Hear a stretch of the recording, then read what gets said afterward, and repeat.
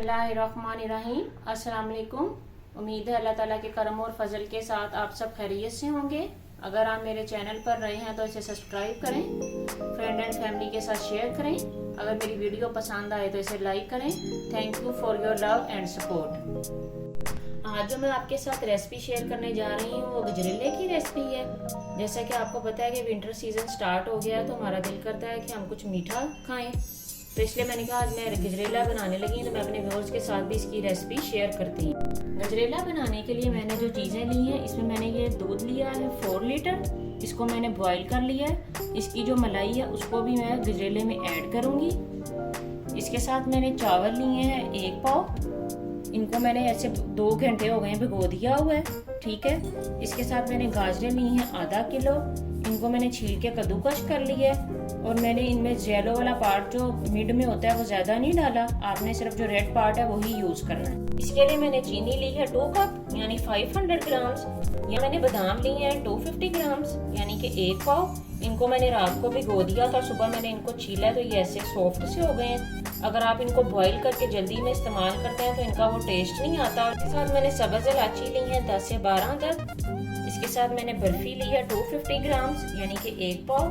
इसके साथ हमें देसी घी चाहिए, ये मैंने लिया है 4 टेबल स्पून यानी 50 ग्राम्स। इसके साथ मैंने वाटर लिया है 1 लीटर।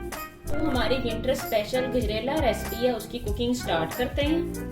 मैंने पैन को प्री हीट होने के लिए रख दिया है। इसमें मैं ये देसी घी ऐड करती हूँ। जैसे ही हमारा ये देसी घी मेल्ट होगा इसमें मैं सब्ज इलायची शामिल करूंगी।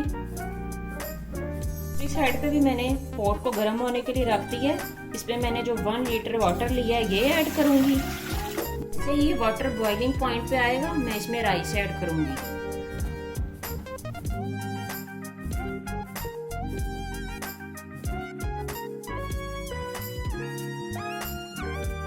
लेकिन मैंने ये दूध लिया है इसको मैंने प्री हीट होने के लिए रख दी है। इसी घी अच्छे से मेल्ट हो चुका है। अब इसमें मैं ये सब्ज इलायचियाँ शामिल करके इनको 2 मिनट तक फ्राई करती हूँ। फिर इसमें गाजरें ऐड करूँगी। राइस का जो पानी है वो बॉईल होने लग गया है। अब इसमें मैं ये राइस शामिल करती हूँ। मैं राइस को लो फ्लेम पर कुक करूँगी ताकि ये अच्छी तरह सॉफ्ट हो जाए। ये जो मैंने सब्ज इलायचियाँ ली थी अच्छे से फ्राई हो गई हैं। इस पॉइंट पे मैं इसमें गाजरें शामिल करती हूँ और इनको भी 2 मिनट तक फ्राई करूँगी। गाजरों की जो फ्राइंग है वो स्टार्ट हो गई है और इसकी अच्छी सी खुशबू आने लग गई है। मैं इनको मज़ीद 2 मिनट तक फ्राई करूँगी। आपने जो हमारी गाजरें हैं इनको ओवर कुक नहीं करना। एक तो इनका ये कलर है ये चेंज हो जाएगा और इसमें जो एक स्मेल सी है वो आने लग जाएगी। इसको आपने सिर्फ 2 मिनट फ्राई करना है। इसी घी और इलायची के साथ हमारी जो गाजरें हैं वो अच्छे से फ्राई हो गई हैं। मैंने इनका फ्लेम ऑफ कर दी है। अच्छे से सॉफ्ट हो चुके हैं। अब मैं इसमें दूध ऐड करती हूँ। इसमें मैं जो ये आधा दूध है ये शामिल करूँगी।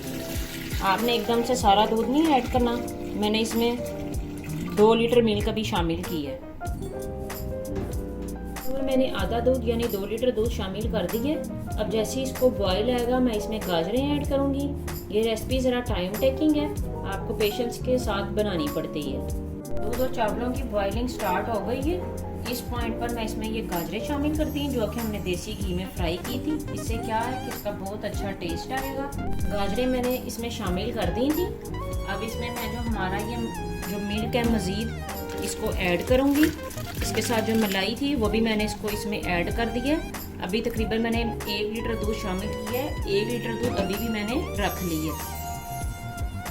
गजरेले के लिए मैंने जो बर्फी ली थी 1 पाव, इसको मैंने इस तरह छोटे पीसीस में कर लिया है। इससे क्या होगा कि हमारे गजरेले में अच्छी तरह मिक्स हो जाएगी।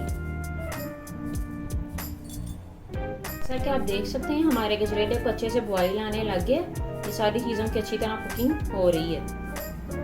इसमें मैं ये चीनी ऐड करती हूँ और इसे भी अच्छे से मिक्स करती हूँ।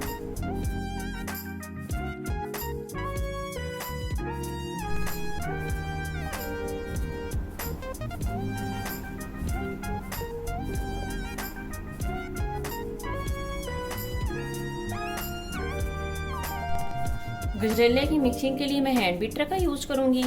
ये हैंड बीटर मैंने ग्रीन वैली से बाय किया था। वहाँ से आपको काफ़ी इलेक्ट्रॉनिक्स की अच्छी वैरायटी मिल जाती है। तो इसके अलावा फतेह से भी, तो मैं गजरेले की मिक्सिंग के लिए इसे यूज़ करूँगी। मुझे बेकिंग की प्रोडक्ट में भी हेल्प आउट करता है।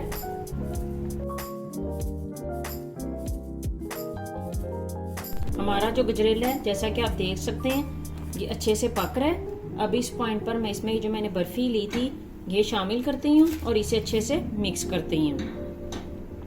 बर्फी को मैंने इसमें ऐड कर दिया। अब मैं इसकी अच्छे से मिक्सिंग कर रही हूँ ताकि जो हमारी सारी बर्फी है वो इस गजरेले में घुल जाए।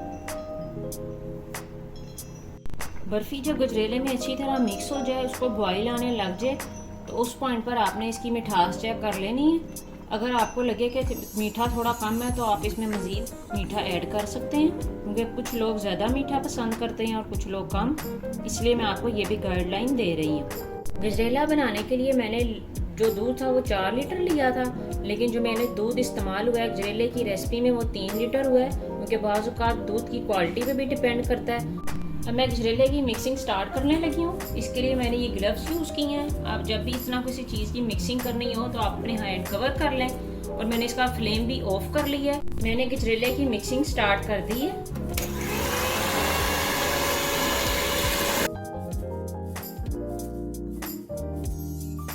आपने गाजर और चावलों की अच्छी तरह मिक्सिंग तक बीटर चलाना है। आपने इसमें इतना बीटर चलाना है कि इसका ये टेक्सचर है ये इस तरह का हो जाए। गजरेले को बीट करने के बाद इस पॉइंट पर मैं इसमें ये बादाम शामिल करती हूँ और इन्हें अच्छे से मिक्स करती हूँ। दोनों की मैंने अच्छी तरह से मिक्सिंग कर ली है।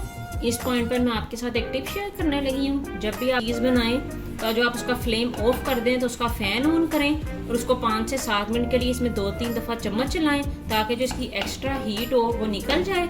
इससे क्या होगा, जब हमारी चीज़ जमती है डूंगे बाउल प्याली में तो उसमें क्रैक्स नहीं पड़ते। अब मैं गजरेले को डिश आउट करने लगी थी। मैंने कहा मैं आपको भी इसकी फाइनल लुक दिखाती हूँ।